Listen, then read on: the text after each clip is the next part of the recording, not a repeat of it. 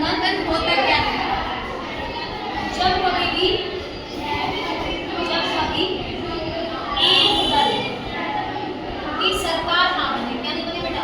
एक दल की सरकार में जब कभी भी एक दल की सरकार ना बने तो वो दल या उससे ज्यादा दल एक साथ मिलकर क्या करते हैं? बहुमत सिद्ध करते हैं। क्या करते हैं?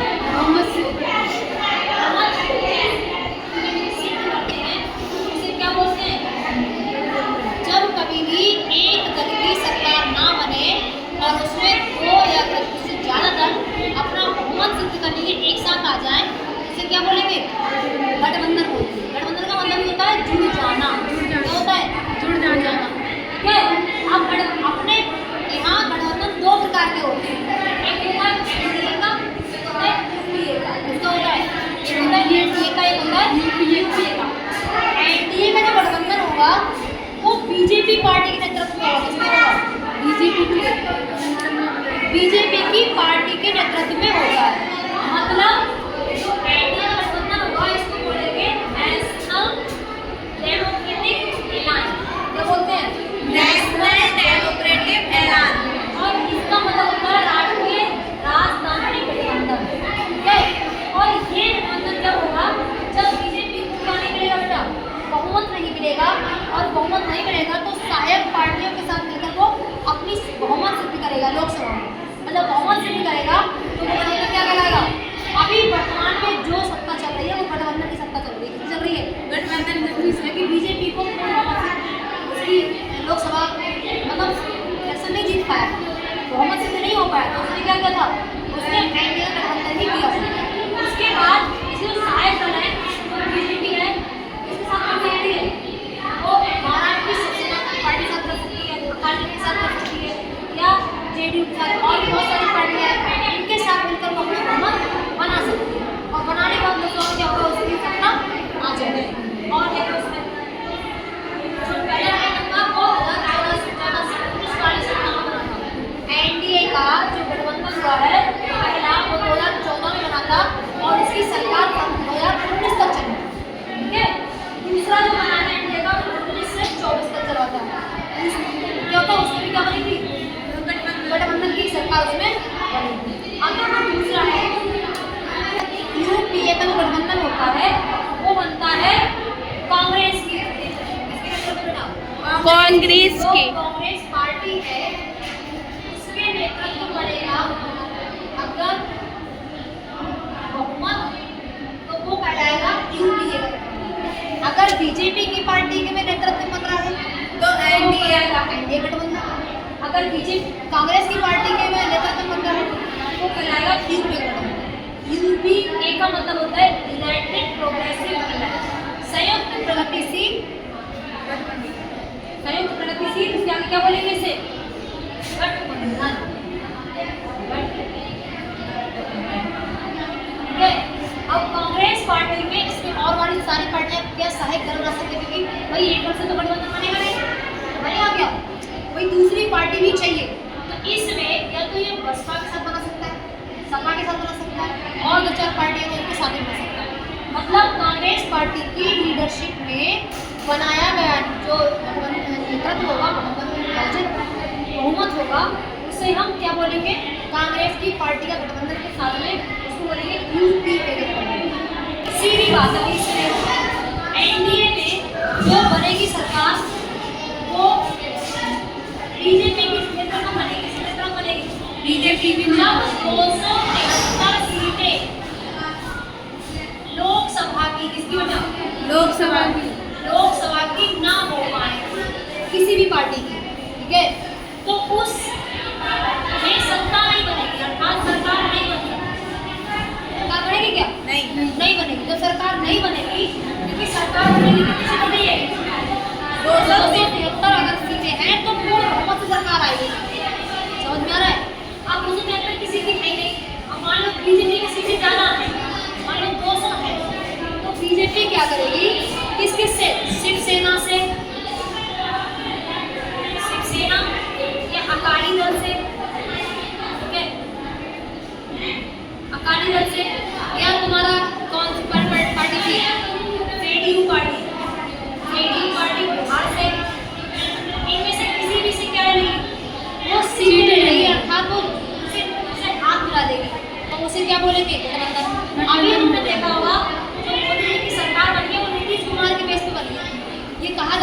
नीतीश कुमार जिस साइड से जाएंगे पार्टी उसी की बन जाएगी। तो नीतीश कुमार जी किधर चले गए? यूपी में। वो बीजेपी की साइड में। चले गए और बीजेपी की साइड जाते हैं किसी सरकार बन गई, गठबंधन की सरकार बन गई। ऐसे ही सेम प्रोसेस किसमें होती है? यूपी में। यूपी में जो सरकार बनती है वो कांग्रेस के नेतृत्व में बनती है। किसकी लीडरशिप में बनती है? कांग्रेस। के लीडरशिप में बनती है।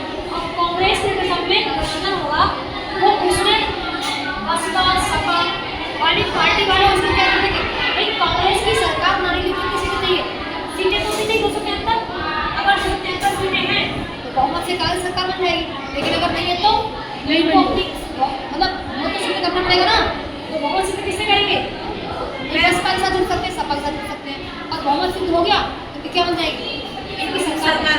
और सरकार को क्या करेगी? सरकार। समझ में आ रहा है? गठबंधन समझ में आ गया? चलो आगे देखो। किसके द्वारा हो रहा है? प्रधानमंत्री। किसके द्वारा हो रहा है? प्रधानमंत्री। किसकी सलाह पे हो रहा है? राष्ट्रपति की सलाह। राष्ट्रपति की सलाह पर।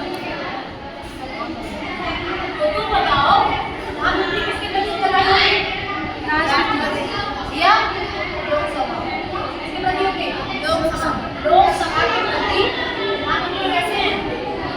वो उत्तरदायी, कहने का मतलब वो उत्तर देने के लिए बाध्य है।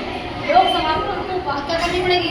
अगर कोई मैटर है तो उनको अपने मतलब उसमें बात करनी पड़ेगी और उनको उत्तर देना पड़ेगा। ठीक है? और ये प्रधानमंत्री क्या करेंगे?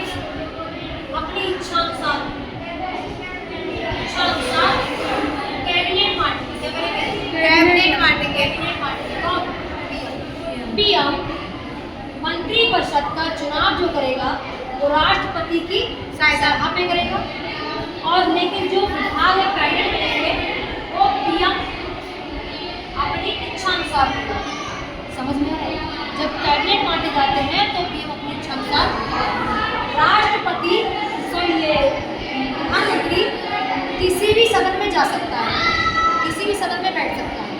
समझ में आ रहा है? किसी भी सदन में जा सकता है, किसी सदन में बैठ सकता है, चाहे वो लोकसभा हो और चाहे वो राज्यसभा। दोनों में से किसी भी सदन में वो बैठ सकता है। लेकिन जब निर्वाचन हुआ, क्या होगा? निर्वाचन होगा तो वो लोकसभा में जाएगा। कहाँ जाएगा? लोकसभा में। अगर किसी चीज़ का वोट पड़ रहा है, निर्वाचन हो रहा है, तो वो किसको माना जाएगा? लोकसभा।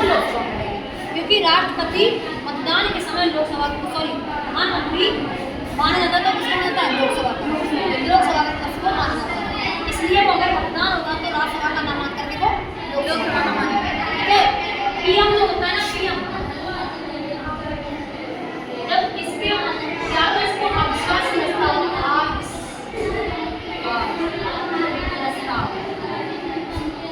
के द्वारा हटाया जा सकता है। जब पीएम काम सही नहीं करे तो उसके ऊपर अविश्वास प्रस्ताव लगा करके उसको पद से हटाया जा सकता है। अगर ये हटा तो पीएम के द्वारा बनाई गई कैबिनेट क्या हो जाएगी? भंग हो जाएगी। क्या हो जाएगी? कहने का मतलब जब दूसरा पीएम आएगा, अगर उसके बाद दूसरा पीएम आएगा कोई दूसरा, तो वो अपना कैबिनेट बनाएगा।